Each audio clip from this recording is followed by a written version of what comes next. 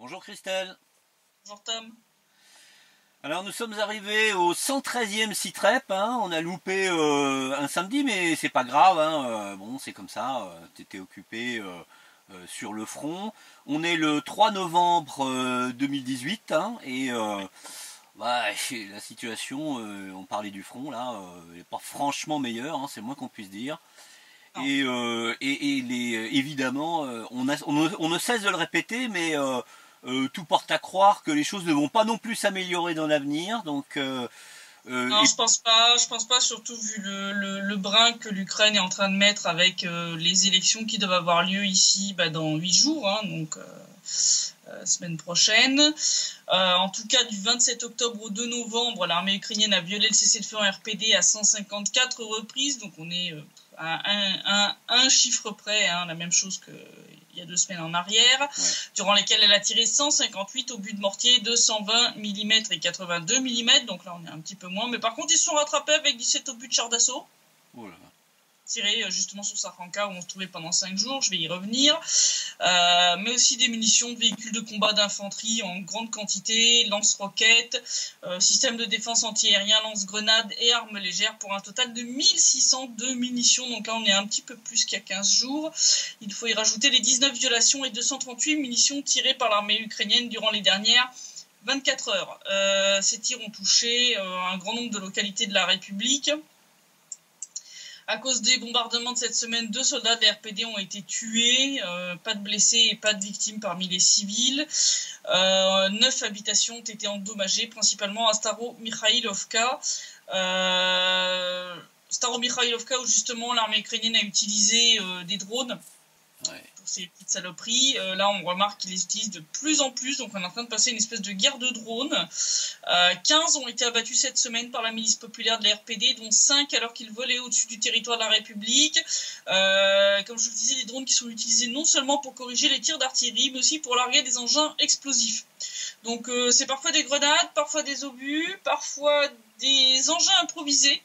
Donc là, Staro-Mikhaïlovka, Patrick Lancaster s'est retrouvé non loin d'un de ces petits joujoux qui a été largué. C'était une espèce de sac dans lequel ils avaient mis des espèces de trucs incendiaires, en fait. Donc quand le truc tombe à terre et éclate, en fait, ça fout le feu. D'accord. C'est comme ça qu'ils ont cramé une des maisons à Staro-Mikhaïlovka. Ouais. D'ailleurs, les soldats ukrainiens ne s'en cachent pas et publient même sur Internet des vidéos de leur bricolage. On montrera quelques charmantes petites photos de leurs trucs. Non, ils s'en cachent pas, c'est bien. Je rappelle, ceci est quand même une violation des accords de Minsk. Hein. Ah oui, puis grassement même. Hein. Voilà. Non, mais c'est magnifique. C'est imitation des méthodes des terroristes de Syrie. Je laisse nos auditeurs juger de ce que ça veut dire sur ce qu'est l'armée ukrainienne. Bah, c'est effarant la similitude. Hein. Il y a de plus en plus d'éléments très différents qui sont très similaires de la Syrie à l'Ukraine, au Donbass, hein, de ce point de vue. Hein. Et l'armée ukrainienne donc s'acharne particulièrement sur quelques villages de la ligne de front cette semaine, entre autres Sarhanka où on s'est trouvé pendant 5 jours, hein, donc du 25 au 30 octobre, d'où le fait que je n'ai pas pu faire le précédent Citrep. On a pu voir qu'il n'y a pas de désescalade hein, sur la ligne de front. Si heureusement les soldats ukrainiens n'ont pas tiré sur les zones résidentielles, ils sont contentés de tirer sur les positions et la route qui est pas loin du village. Les tirs par contre ont été permanents pendant les 5 jours, hein, donc de jour comme de nuit, ça se faisait entendre de manière régulière, bien entendu plus espacé en journée, mais enfin ça les arrêtait pas. Donc je veux dire, il y a encore quelques mois en arrière, je dirais la plupart du temps ils tiraient que de nuit, là on les entendait même en journée. C'était un peu plus espacé en journée, donc c'était un peu plus difficile à capturer. Ouais, bien sûr, plus intensif de nuit, mais bon, ça arrêtait pas, quoi. Hein, donc, t'avais des moments de calme, et puis d'un seul coup, ils se déchaînaient, ou alors ils se déchaînaient un petit coup, puis ça s'arrête, et puis ils se redéchaînent 30-45 minutes après. Donc, j'ai filmé, donc principalement de nuit. Il y a un petit moment où on voit, c'est un peu vraiment la fin du coucher de soleil. On voit il y a un endroit qui a été touché et ça crame au loin, mais donc vous pouvez entendre, il y a des endroits où c'est plusieurs petits morceaux, mais il y a un gros morceau à peu près au milieu de la vidéo où j'ai filmé d'un bloc. C'est-à-dire vous entendez tirer pendant plus de 2 minutes tel que ça a été. C'est-à-dire que j'ai rien recoupé. Il suffira de... Voilà, j'en mettrai le lien, les gens pourront voir, enfin c'est assez impressionnant.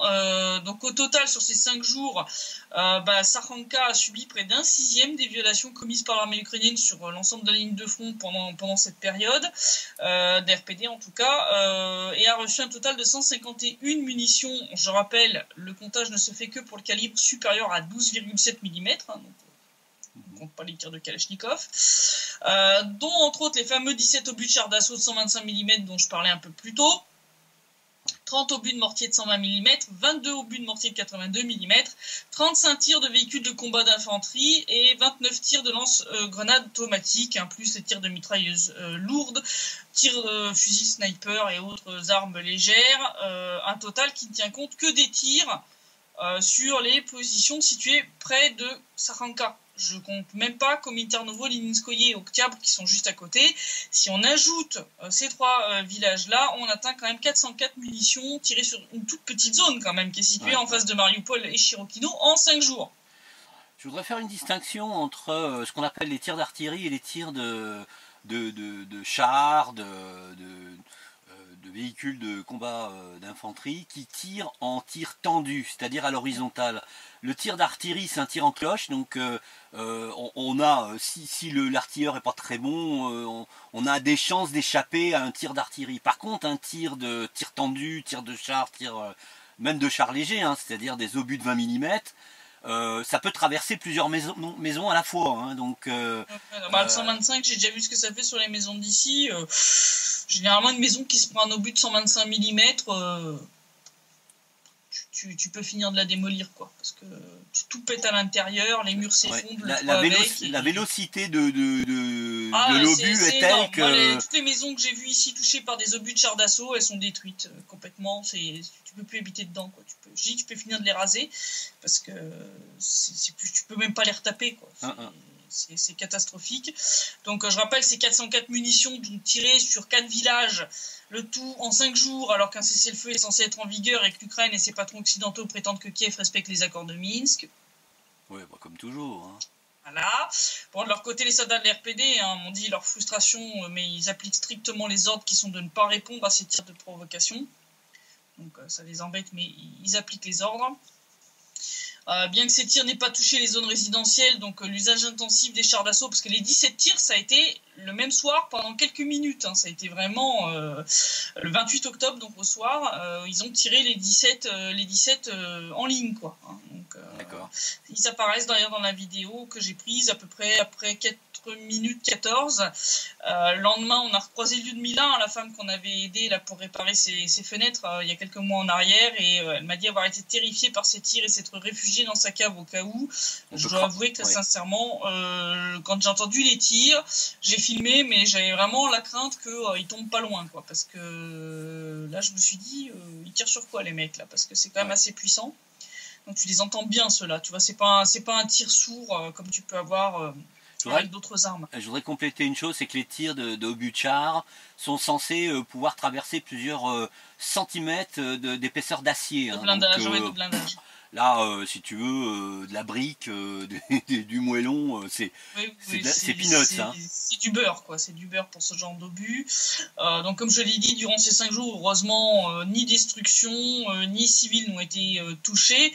Enfin bon, on voit toujours pas de désescalade alors que l'hiver est en train de s'installer tout doucement, et rien ne garantit que les prochains bombardements de l'armée ukrainienne ne toucheront pas de nouveau les zones résidentielles, puisque durant les semaines qui ont précédé notre venue, ils ont tiré sur surtout Komitarnovo, où ils ont de nouveau touché et fait cramer des maisons.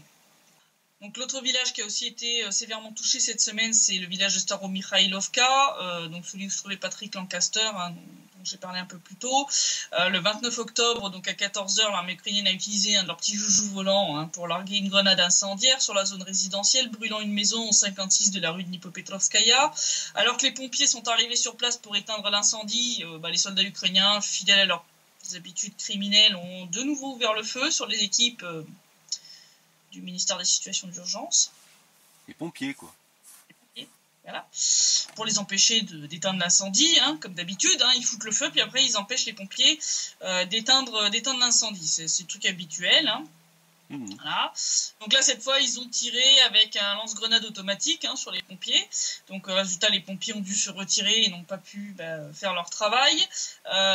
Ensuite, dans l'heure qui a suivi, l'armée ukrainienne s'est mise à tirer aux lance-roquettes anti-chars, aux lance-grenades automatiques et aux armes légères avant d'intensifier les tirs vers 15h30 en tirant à 29 reprises aux lance-grenades automatiques, 5 fois aux lance-roquettes, 10 fois aux lance-roquettes anti-chars, ainsi qu'à la mitrailleuse lourde et aux armes légères. Donc, Patrick Lancaster, qui se trouvait sur place, a assisté, il a publié la vidéo aujourd'hui du largage d'un engin incendiaire par un autre drone. Donc au moment où il est en train de filmer son reportage, ils ont entendu un drone qui était en train de voler au-dessus de leur tête, donc ils se sont mis à l'abri et donc ils ont pu voir après que le drone avait largué un espèce de petit paquet contenant des produits inflammables.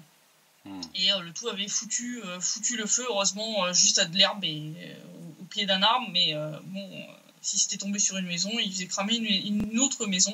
Donc suite à ces largages de drones, Patrick et l'équipe avec qui il était sont repartis puisque ça devenait trop dangereux, surtout que ce drone volait à une altitude telle qu'ils arrivaient à l'entendre, mais ils n'arrivaient pas à le voir, donc les soldats de la RPD ne sont pas arrivés à le descendre. Donc il valait mieux pour eux qu'ils repartent. Les tirs sont ensuite calmés jusqu'à la nuit, puis le 30 octobre à 4h du matin, l'armée ukrainienne a de nouveau tiré, cette fois au mortier de 120 mm à 4 reprises, au lance-grenades automatique à 29 reprises, au lance-roquettes à 5 reprises, ainsi qu'à la mitrailleuse lourde et aux armes légères, endommageant 7 maisons dans la rue Jouvskova, heureusement là aussi sans faire de victimes parmi les civils. Donc en 24 heures, ils ont déglingué 8 maisons à Staromikhailovka, quoi. Sur les 9 de la semaine, en 24 heures. Voilà. Ça vous donne un petit peu une petite idée. Et pendant ce temps, l'armée ukrainienne continue de se vider de ses soldats, puisque 65 ont refusé de prolonger leur contrat au sein de la 128e brigade à cause des conditions de vie déplorables et de l'ambiance pourrie dans l'unité. Il faut y rajouter les pertes hors combat de la semaine qui se montent à 10 morts et 18 blessés. 2 ont été blessés à Avdiivka après qu'un de leurs camarades en ait eu assez de leur harcèlement et a décidé de régler ça en découpillant une grenade. Et à Pesky, donc c'est en face de l'aéroport de Donetsk, un camion d'armée ukrainienne a roulé sur une mine anti-char le 30 octobre. 2 soldats sont morts et 5 au moins ont été blessés. Donc ça continue joyeusement dans l'armée ukrainienne. Tout va bien, tout va bien. Et donc, je parlais là du bazar que l'Ukraine est en train de nous faire avec les élections qui, je le rappelle, vont avoir lieu en RPD et en RPL le 11 novembre. Et ils sont allés jusqu'à nous convoquer une réunion du Conseil de sécurité de l'ONU. Alors qu'ils n'en font pas que quand l'armée ukrainienne bombarde continuellement les zones civiles dans le Donbass. Ouais, non, quand ils assassinent Zakharchenko, ils disent rien. Quand ils tirent au lance-roquettes anti-char sur un conducteur de camion, ils disent rien. Et là, on va faire des élections, ça mérite une réunion du Conseil de sécurité de l'ONU. Conseil de sécurité, je laisse quand même nos auditeurs bien jauger le niveau quand même. On en est là. C'est du foutage de gueule, ça. Puis c'est du foutage de stratosphérique. Gueule. Complet. Alors, je vais expliquer un petit peu tout le détail à quel point c'est du foutage de gueule. Je suis désolé, ça va être un petit peu long, mais pour que les gens comprennent bien. Donc, cette réunion a eu lieu le 30 octobre, à la demande des États-Unis, de la France, qui s'est de nouveau illustré au rayon conneries, de la Grande-Bretagne, de la Suède, des Pays-Bas et de la Pologne. Ça a été effectivement une mascarade totale et une démonstration parfaite du double standard appliqué par l'Occident. Parce que si l'Occident s'affole autant devant ces élections, faut pas se leurrer, c'est que ces dernières font surtout paniquer Kiev, qui a peur que la réalité et les faits ne viennent troubler sa jolie propagande bien huilée d'occupants russes, ce qui jetterait à terre le château de cartes qui est devenu l'Ukraine, puisque moi j'ai jamais vu un occupant organiser des élections. Ah non. Je veux dire, quand Hitler a envahi la France, il n'a pas organisé après des élections. Oui. Je veux dire, il a mis ses gugus et puis c'est tout. Les autres, ils devaient accepter que ce soit pas leurs représentants, point barre. Voilà, point barre. Donc là, Kiev menace en arguant que ces élections vont soi-disant à l'encontre des accords de Minsk, un pseudo-argument bidon repris par les Occidentaux lors de ce Conseil de sécurité de l'ONU. Mais c'est un pseudo-argument qui, malheureusement, s'est pris la grosse baffe de la réalité dans la gueule, parce que les points 4, 9 et 12 des accords de Minsk parlent clairement et sans ambiguïté des élections locales, c'est-à-dire des élections municipales, qui elles ont toujours été peut se poser ad vitam aeternam à cause du fait que Kiev n'a jamais appliqué les points des accords de Minsk qui doivent permettre à ces élections d'avoir lieu. Hein. Donc, je rappelle, modification de la Constitution, décentralisation, loi d'organisation de ces élections locales. Hein. Donc, les accords de Minsk, si vous les lisez, ils parlent bien des élections locales. Ils ne parlent absolument pas des élections du chef de l'État et des députés. Ça n'a rien à voir. Hein. Élire le maire de Donetsk, c'est pas élire le chef d'État de la RPD. Hein. Faut quand même arrêter la colle. Hein, ça n'a rien à voir. Donc, quand Kiev et ses patrons occidentaux hurlent à l'ONU que ces élections violent les accords de Minsk, soit ça veut dire qu'ils n'ont pas lu le texte en question, ce qui serait un petit peu bizarre quand même pour l'Ukraine et pour la France, vu qu'ils ont signé le papier. Oui. Alors, s'ils me disent qu'ils lisent pas ce qu'ils signent, c'est quand même inquiétant. Hein. Et puis pour les autres, ça montre juste que soit ils l'ont pas lu, soit ils font preuve d'une malhonnêteté totale. Hein, oui. Parce que là, je vois pas bien comment on peut confondre des élections locales et des élections législatives et des élections visant à élire le chef de l'État. Hein, puisque comme je l'ai dit, c'est pas un président, donc je ne reviendrai pas là-dessus. En tout cas, ce côté malhonnête a été prouvé par le refus de permettre à la présidente de la commission électorale centrale de la République populaire de Lugansk, Elena Kravchenko, de venir représenter les républiques lors de ces discussions. Hein, parce que bon, discuter du Donbass à l'ONU, c'est une chose, en discuter avec les principaux concernés, ça semble en être une autre, hein, dans cette organisation qui, je le rappelle, est censée favoriser le dialogue pour éviter les guerres. C'est bien de favoriser le dialogue sans les principaux concernés. C'est une méthode un peu bizarre. Faudra que vous m'expliquiez un petit peu le principe. Alors, la façon dont ils ont, étayé ce refus, ça a été quand même assez folklore, parce qu'ils nous ont sorti que Madame Kravchenko ne représentait pas un gouvernement, mais une entité séparatiste illégale, et que cela créerait un dangereux précédent, le tout en insistant pour que les accords de Minsk soient appliqués. Alors, moi, j'aimerais quand même demander... ils ont quoi comme formation et le niveau de QI des représentants occidentaux à l'ONU? Parce que c'est tellement débile ce qu'ils ont sorti et tellement illogique que là je sais plus comment faut envisager ça. Alors est-ce qu'ils ont réellement pas lu ou est-ce qu'ils font semblant de pas avoir lu ou pas avoir compris que ce soit les accords de Minsk ou la charte de l'ONU? Parce que là, soit faut être passablement con, soit extrêmement hypocrite quand même, pour ne pas voir que les accords de Minsk ont quand même été signés par les chefs de la RPD et de la RPL. Et que ces accords impliquent, je le rappelle, un dialogue direct entre Kiev et les deux républiques populaires. Dialogue auquel Kiev se refuse toujours, justement parce qu'ils ne veulent pas, soi-disant, légitimer les deux républiques. Sauf que si l'ONU décrète que ces entités sont illégales, alors les accords de Minsk qu'elles ont signés le sont aussi. Fin de l'histoire. Ah bah oui, hein, parce que c'est là que toute la propagande occidentalo-kievienne se casse la gueule après s'être pris les pieds dans le tapis, parce que je rappelle qu'un accord ne peut être légal que si les signataires ont l'autorité légale pour le faire. Oui, hein. plutôt, oui. Donc si tu décrètes qu'un des signataires n'a pas de légitimité, ben ton accord ça vaut pas plus que le papier pour s'essuyer le derrière. Hein. Je suis désolée, hein.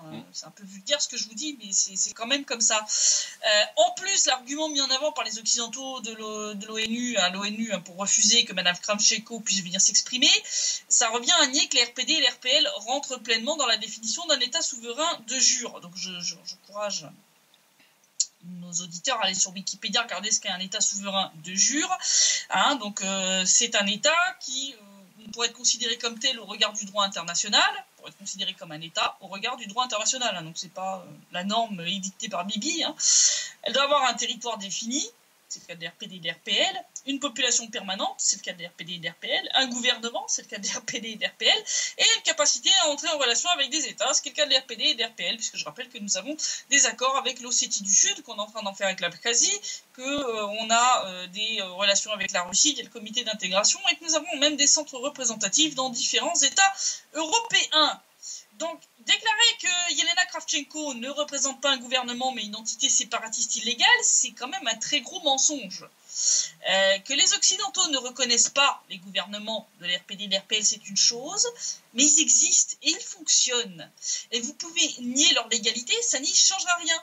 Hein, voilà, ça s'appelle les faits. Hein, voilà. Et dans les faits, les RPD et les RPL sont des États souverains de jure. Donc votre argument est complètement bidon. Voilà, vous pouvez le prendre, le froisser, y mettre un petit coup de vaseline et le mettre là où je pense.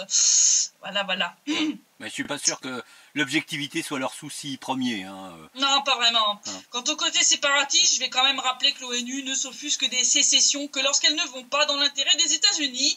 Hein, quand cette dernière va dans leur intérêt, comme dans le cas du Kosovo, là, bizarrement, les référendums sont reconnus et personne ne hurle au séparatisme illégal en Occident. Alors qu'on a une population serbe foncièrement opposée hein, à l'indépendance du Kosovo. Hein. Qui est en plus désormais martyrisé, hein, je veux dire. Et menacé d'épuration ethnique. Hein. Oui, il y a un nettoyage ethnique en cours au Kosovo contre les Serbes du Kosovo.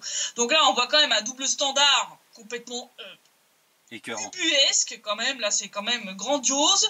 Ça a d'ailleurs été souligné hein, par les chefs de l'RPD et de l'RPL ainsi que par les ministres des Affaires étrangères des deux républiques. Ainsi Denis Pouchiline, donc chef de l'RPD par intérim, a souligné qu'il n'était pas normal de discuter des élections dans le Donbass sans que les deux républiques ne soient représentées, vu que c'est quand même les premiers concernés. Ouais. Hein. Il a aussi souligné que l'offuscation de l'Occident ne marche que lorsque les républiques populaires font quelque chose qui ne leur convient pas, et que lorsque Kiev tire sur des civils, des ambulances, qu'ils assassinent le chef de l'État, là, bizarrement, l'ONU est d'un silence de mort. Là, on ne convoque pas le Conseil de sécurité. Hein, il a aussi rappelé que si les élections sont organisées, c'est quand même la faute de l'Ukraine qui, en assassinant Zakharchenko, a créé une vacance du pouvoir que ces élections doivent maintenant combler. Oui. Léonid Pasechnik, chef de l'RPL par intérim, a lui exprimé une position très proche en soulignant que l'Occident s'arroge encore une fois le droit de décider pour les autres pays. Il a totalement raison, hein. C'est pas à la France de décider pour les RPD et les RPL, hein, les enfants. Vous faudrait vous replonger dans la charte de l'ONU, hein, droit des peuples à disposer d'eux-mêmes. Oui, mais enfin, la France ne décide pas d'engueuler Kiev quand Kiev bombarde des civils dans le Donbass, donc faut s'étonner de rien maintenant, malheureusement. Non. En tout cas, tous les observateurs internationaux et dont je fais partie, donc je serai observatrice lors de ces élections, donc je vais surveiller le processus électoral, c'est déjà le cas, et donc le jour du vote, je serai donc dans un des bureaux de vote pour surveiller que tout se passe bien selon les normes démocratiques et les standards de l'OSCE. En tout cas, on est tous unanimes hein, pour dire que non, ils violent absolument pas les accords de Minsk, hein, ces élections ne violent absolument pas Minsk 2.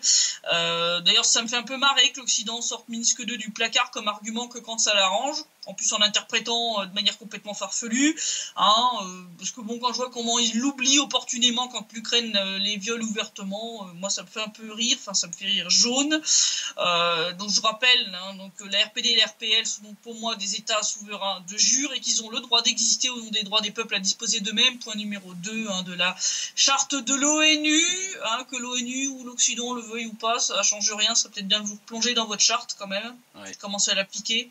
Hein. Surtout que si l'Occident veut continuer à pouvoir brandir les accords de Minsk devant l'ONU ou autres instances internationales, il ferait bien de commencer par lire ces accords, arrêter de les interpréter n'importe comment et surtout exiger de Kiev qu'elle les applique au lieu de prétendre de manière hypocrite qu'elle le fait quand les faits montrent clairement le contraire. Ça serait aussi peut-être bien, comme je le disais, donc qu'ils relisent la charte de l'ONU, hein, et puis le droit international, et puis surtout qu'ils se mettent à l'appliquer au lieu d'inventer des prétextes complètement bidons pour justifier d'imposer leur vision au reste du monde. En tout cas, pour moi, le 30 octobre à l'ONU, l'Occident a dévoilé toute l'étendue de son double standard, mais surtout il a prouvé toute l'inutilité de cette institution en refusant d'écouter la représentante de la RPL sous un prétexte fallacieux. L'Occident a démontré que le but de l'ONU n'est pas de dialoguer pour maintenir la paix. Le but de l'ONU est de palabrer pour ne rien dire et surtout pour ne rien faire et pour faire croire qu'on veut la paix. La preuve, cette réunion n'a débouché sur rien, ni déclaration, ni décision. Perte de temps et d'énergie, du brassage de vent et de quoi alimenter les médias occidentaux en pseudo-arguments contre ce qui est, je le rappelle quand même, l'expression même de la démocratie, à savoir des élections permettant de désigner le gouvernement et le parlement de deux pays. Je pense que cette réunion a démontré, s'il en était besoin, que l'ONU est bien un machin, comme disait ce cher de Gaulle, totalement inutile, et qu'il est bien plus que temps de le réformer en profondeur si on ne veut pas qu'il finisse comme la défunte Société des Nations, avec les mêmes conséquences funestes. Oui, parce qu'à force de fermer les yeux sur tout, juste avant le site rêve, j'ai vu passer une vidéo qui a été filmée dans le métro italien à Rome, où un charmant néo-nazi ukrainien a fait l'apologie de Benito Mussolini, un joli salut nazi, avant de taper sur un monsieur qui semble-t-il a l'air d'être d'origine du Bangladesh ou du Pakistan. Il a tapé sur une vieille dame aussi qui était dans le métro. D'accord. Donc voilà. Ils exportent plus rien sur le plan économique, mais par contre les néo-nazis et leur travers, ça oui, visiblement. Ouais. C'est pour ça que j'ai toujours dit aux gens qui me disent mais on s'en fout, c'est loin, ça nous concerne pas. Non, c'est faux. Maintenant, ils ont plus besoin de visa pour venir en Europe. Donc maintenant, ils vont vous exporter leur néonazisme et vous allez vous retrouver avec des hooligans néo-nazis dans les rues, le métro et les trains d'Europe de l'Ouest. Voilà. Voilà ce que vous avez gagné. Et le pire, c'est que si ça se trouve, les autorités françaises vont se dépêcher de les défendre parce qu'ils sont victimes des Russes, machin. Voilà, vous avez financé le néonazisme à vos portes, maintenant il commence à rentrer en Europe. Je vous l'avais dit, que je vous avais prévenu il y a déjà des mois en arrière, ça n'a pas loupé. Ça n'a pas loupé. Donc voilà, on se retrouve avec des agressions à caractère raciste et xénophobe, apologie du néonazisme en plein milieu du métro italien, tout va bien. Non, pas bien. Non, mais à part ça, ça ne vous concerne pas. Le réveil va être très dur pour certains, moi je vous le dis. En tout cas, si on regarde l'évolution de la situation en Ukraine, ils vont commencer à être un peu mal barrés, puisque la semaine passée, donc, la Russie avait annoncé vouloir prendre des sanctions en réponse à celles prises par l'Ukraine depuis plus de 4 ans. Donc Vladimir Poutine avait signé un décret, puis il avait chargé le gouvernement russe d'établir une liste des personnes et des sociétés à viser. Et après plusieurs jours de suspense, ça y est, le gouvernement de la Fédération de Russie a publié la liste complète des personnes et entités juridiques ukrainiennes touchées par ces sanctions russes. Au total, ce sont donc 322 citoyens ukrainiens et 68 sociétés qui sont frappées par ces contre-mesures, prises en réponse aux nombreuses sanctions et actions inamicales de l'Ukraine contre la Russie. Donc des sanctions qui incluent le gel des avoirs, y compris non monétaires, et l'impossibilité de transférer les fonds hors de Russie. Les autorités russes ont rappelé que ces contre-mesures pourraient être levées si l'Ukraine annule ses sanctions contre les citoyens et sociétés russes. Alors, la liste des personnes touchées, je ne vais pas vous la faire en total, mais enfin, je vais vous citer quelques jolis petits personnages qui vont vous permettre de voir un petit peu quel est le type de personnes visées. On a dedans le fils du président ukrainien, Alexei Poroshenko, le ministre de l'Intérieur, Avakov, le ministre des Infrastructures, le fameux Omelian, qui voulait couper le train entre l'Ukraine et la Russie, la ministre de la Santé, la Miss Souproun, le ministre de la Défense, Stepan Poltorak, le chef du Conseil national de sécurité, ex-président par intérim, celui qui a déclenché la guerre dans le Donbass, Turchinov. Le bras tendu, lui aussi. Ouais, le pasteur sanglant, ouais. Le chef de l'état-major des forces armées ukrainiennes, Viktor Moushenko, le chef adjoint de l'administration présidentielle, Konstantin Yeliseyev, le président de la Rada, Andriy Paroubi, je rappelle le fondateur du parti néo-nazi ukrainien Svoboda, la vice-présidente de la Rada, Irina Gerachenko, plusieurs députés ukrainiens actuels, dont Yulia Tymoshenko, Boris Tarasyuk, Andriy Biletsky, que du gratin néo-nazi. Anton Gerachenko, Igor Mositchuk, Andriy Teterouk et Dimitro Yarosh, entre autres. Je ne vous fais pas toute la liste. Mais en gros, c'est tous les bras tendus de la Rada. Bah oui. Voilà. Ils ont rajouté le néo-nazi et chef du parti Svoboda, donc un fameux parti qu'avait fondé Paroubi, Oleg Tenipok. La fameuse Irina Farion, l'autre folle dingo, qui veut faire de l'épuration ethnique contre les Hongrois, qui les traitait de débiles, elle est dans la liste. Le chef du SBU, Vassili Gritsak, et son adjoint Dmitro Timchuk. L'ex-premier ministre, Arseniy Yatsenyuk. Le procureur général ukrainien, Yuri Lutsenko. Le directeur général de Naftogaz, Andrei Koboliev. Plus des juges de la Cour constitutionnelle, des hommes d'affaires ukrainiens importants, des officiels de l'administration présidentielle ukrainienne, ainsi que plusieurs directeurs de grandes compagnies ukrainiennes et de sociétés contrôlées par le gouvernement ukrainien. Concernant les 68 sociétés impactées par ces sanctions, la plupart sont dans l'industrie chimique et minière. Le gouvernement russe a aussi pris un certain nombre de mesures pour éviter que ces sanctions n'impactent négativement l'économie de la Fédération de Russie, avec possibilité entre autres de délivrer des permis temporaires pour autoriser certaines opérations des entreprises soumises aux sanctions. Ces contre-mesures sont quand même relativement étendues en termes de nombre de personnes concernées, mais ça reste quand même limité si on compare avec les sanctions prises par l'Ukraine contre la Russie depuis 2014, puisqu'on en a quand même à plus de 1200 personnes et près de 500 entreprises, organisations et partis politiques, donc on a encore de la marge quand même. Comme on le voit, les personnes visées par les sanctions russes sont principalement les russophobes, tous les tarés qui ont lancé la guerre civile ou qui appellent au nettoyage ethnique dans le Donbass, celles qui appellent à la guerre contre la Russie, contre la Hongrie, etc., ou ceux qui appellent à prendre toujours plus de sanctions contre le pays voisin. D'ailleurs, comme l'a dit la Russie, cette liste n'est pas figée pour toujours, elle pourrait s'allonger et les sanctions russes toucher plus de personnes si nécessaire. Donc, bon, vu que je pense pas que Kiev va revenir à la raison, je pense qu'on va partir vers une escalade. Oui. Puisque bon, après quand même plus de 4 ans d'une patience angélique, l'ours russe semble avoir décidé de sortir les griffes. Bon, même si j'espère que les autorités ukrainiennes vont comprendre l'avertissement qui leur est adressé, j'ai de gros doutes et donc je pense qu'on va s'engager dans une escalade de sanctions et de contre-mesures envers l'Ukraine, comme cette dernière l'a fait contre la Russie depuis le Maïdan. Donc je pense que ça va pas vraiment s'arranger. Et puis, histoire d'en rajouter une couche rayon conneries, parce que non, mais ils en font déjà des doses, mais bon, ça leur suffit pas. Les autorités ukrainiennes, sous la pression de Washington, ont accepté que les USA stockent du combustible nucléaire dans la zone d'exclusion de Tchernobyl. C'est vrai qu'il n'y avait pas assez de merde radioactive là-bas. C'est la société américaine Holtec qui va construire d'ici 2019 une zone de stockage spéciale pour ça, et ce, alors que la centrale nucléaire qui a explosé là-bas est toujours dans un état lamentable. Donc en clair, Kiev est en train de transformer l'Ukraine en dépotoir nucléaire, avec tous les risques attenants non seulement pour les citoyens ukrainiens, mais aussi pour ceux des pays voisins, puisque je rappelle que la zone de Tchernobyl est située pas loin de la Biélorussie. Moins de 10 km, oui, et 150 km seulement de la Russie. Oui, c'est ça. Donc ça va être sympa, quoi.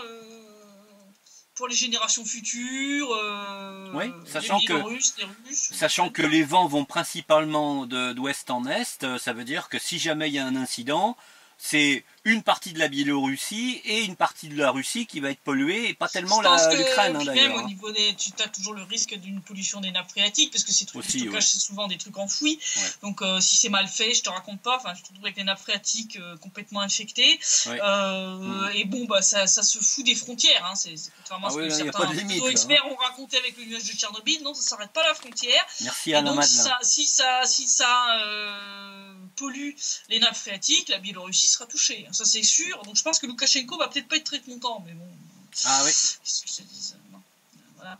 On a laissé faire, voilà, magnifique, bravo. Puis bon, les générations futures nous remercieront pas. Pendant ce temps-là, à Kiev, Google Maps a renommé le Parlement ukrainien en trahison suprême. C'est pas une blague. Alors c'est la magie de la langue ukrainienne, c'est qu'en rajoutant une seule lettre dans le nom de la Rada suprême, Google Maps a, semble-t-il, satisfait la demande de nombreux internautes qui sont pas très contents du travail de leurs députés. Et donc résultat, dans les versions russes et ukrainiennes de Google Maps, le Parlement ukrainien s'appelle désormais la trahison suprême. C'est fin, c'est très fin quand même, parce que ils ont réussi à faire passer un message, on ne peut plus tonitruant, quelque part. Ouais, avec juste une lettre. Avec juste une lettre. Ouais, voilà. Donc ils ont modifié le nom qui était donc la Verkhovna Rada en Verkhovna Zrada. Ils ont rajouté le Z qui donc transforme ça en trahison en ukrainien. Ce petit changement a été remarqué par Maxime Ivashchenko, député du conseil municipal de Pereyaslav Khmelnytsky. Il a dit au début, je n'y ai pas cru, j'ai pensé que c'était du Photoshop, mais non, c'est bien vrai. La trahison suprême de l'Ukraine et sur tous les écrans de Google Maps en Ukraine, c'est ce qu'il écrit sur sa page Facebook. On mettra le petit screenshot pour que les gens puissent voir. Cette modification n'est apparue que dans les versions russes et ukrainiennes du site, et dans le même temps, la note du Parlement du pays sur Google Maps s'est effondrée à 2,5 points sur 5. Donc en plus, les gens ont voté massivement contre la Rada. Donc Google a expliqué que cela a été dû au fait que les utilisateurs peuvent soumettre le changement du nom d'un établissement en proposant d'ajouter une entreprise à la même adresse, et si un certain nombre de propositions est atteint, eh bien le nom est modifié automatiquement. Donc ils n'ont même pas checké, ils ont laissé un algorithme faire le boulot, et donc voilà, ils se sont retrouvés avec la trahison suprême en plein centre de Kiev. Certains sondages sont moins fidèles que ce qui vient de se passer, parce que là on voit très bien la colère montante de la population contre Peut-être qu'à force de voir leurs députés se taper sur la gueule, transformer le Parlement en ring de boxe, voir le père Paroubi faire revoter les mecs jusqu'à ce qu'ils votent comme il veut, je pense que c'est un peu logique. C'est un peu logique, je veux dire. Puisque le SBU fait tout pour museler les gens, les maintenant dans la peur, ils frappent de la seule manière qu'ils peuvent. Et je pense que les élections présidentielles ukrainiennes en mars 2019, ça risque d'être assez folklorique. Oui. Si elles arrivent, parce que malheureusement, ils peuvent très bien décider de lancer une offensive finale dans le Donbass, qui aurait pour effet peut-être de faire réagir la Russie. Et là, par contre... Moi, ma crainte, c'est qu'en fait, ils utilisent le prétexte des élections pour lancer une escalade. Je ne sais pas s'ils sont en capacité de lancer une offensive, très sincèrement, vu l'état de leur armée. Soit ils vont devoir se payer des mercenaires, mais ça va leur coûter très cher, et pour l'instant, ils sont toujours pas garantis de recevoir les sous du FMI. Ouais, certes. Mais c'est vrai que juste avec leur armée, je vois pas bien. Par contre, ils peuvent mener une escalade, des bombardements sur les zones civiles. Ça serait un truc qui serait faisable, en arguant qu'on aurait violé les accords de Minsk. Il y a toujours, il y a toujours une autre possibilité, c'est que l'OTAN s'immisce dans l'affaire en envoyant des troupes officieusement sur le front. Officieusement, voilà, ça serait possible aussi. Mais enfin, je pense qu'ils vont pas trop se lancer là-dedans, parce que bon, à chaque fois qu'ils ont envoyé ne serait-ce que des instructeurs comme les Canadiens, là, qui étaient venus pour apprendre aux troupes ukrainiennes à faire une opération de sabotage reconnaissance, il y en a quand même 11, je rappelle, qui sont repartis dans des sacs à viande. Ouais. Je pense que ça les a quelque peu vaccinés. Refroidis, oui. Un petit peu refroidi. Donc je pense on va voir, mais je pense qu'on aura peut-être un regain de tension après le 11 novembre ou au moment du 11 novembre, au moment des élections. Donc moi, ce jour-là, je serai dans un des bureaux de vote pour surveiller le déroulement du vote, m'assurer que tout se passe selon les standards, les normes de l'OSCE. Mais bon, en tout cas... de ce que moi je vois en tant qu'observatrice en l'état actuel des choses, tout se passe selon des normes parfaitement démocratiques. Ça ne viole absolument pas les accords de Minsk. Les élections sont organisées de manière conforme à la constitution, en tout cas de la République populaire de Donetsk, puisque bon, moi je surveille celle de Donetsk. Un certain nombre d'observateurs étrangers arriveront pour venir compléter nos effectifs et surveiller un maximum de points de vote. Donc voilà, ça se passe bien pour le moment. Et j'espère vraiment que l'Ukraine ne va pas se servir de ça comme prétexte pour foutre la merde, quoi, pour mener une escalade. Je pense pas qu'ils soient en état de mener une offensive, parce que vu l'état de leur armée, je pense sincèrement que ils ont atteint un stade où en fait la seule chose qu'ils peuvent faire, c'est augmenter les bombardements contre les civils, sauf effectivement s'il y a un afflux de troupes étrangères, donc soit des mercenaires, soit des troupes de l'OTAN. Mais alors là, s'ils se lancent là-dedans, je pense sincèrement qu'il va y avoir une réponse russe qui sera pas piquée des hannetons. Il y a eu plusieurs avertissements venant de divers politiciens et officiels russes pour dire qu'en gros, si Kiev veut rejouer le scénario à la Saakashvili de 2008 contre l'Ossétie du Sud, ça se terminera par une reconnaissance de la RPD et de la RPL. Donc, avec toutes les conséquences que ça signifie, c'est-à-dire que chaque bombardement là, ça risque d'être d'une autre... Ça risque d'être une autre histoire. De toute façon, l'Ukraine part dans le mur. Là, ils doivent encore de nouveau augmenter les tarifs du gaz. Les gens vont pas s'en sortir, ça va être une catastrophe. Je rappelle donc que l'année prochaine, ils vont se manger la fin du contrat de transit de gaz via l'Ukraine qui rapportait 3 milliards de dollars par an à Kiev.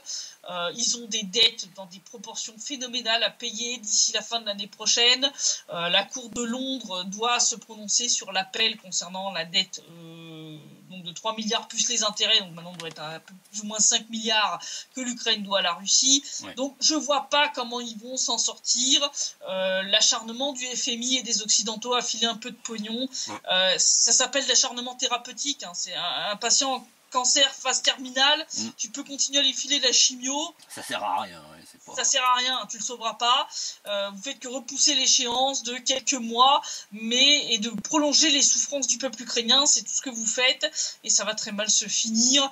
Comme je le dis, la fuite de la population, comme on voit, tous les néo-nazis se barrent en Europe sans visa, se trimballent librement et peuvent faire des saluts nazis dans le métro et agresser des gens dans le métro, tout va bien. Donc oui, ça vous concerne en Europe, non, c'est pas trop loin pour que cela ne vous concerne pas. Voilà, c'est quelque chose qui a été soutenu par vos impôts et maintenant ça va commencer à vous revenir dans la gueule.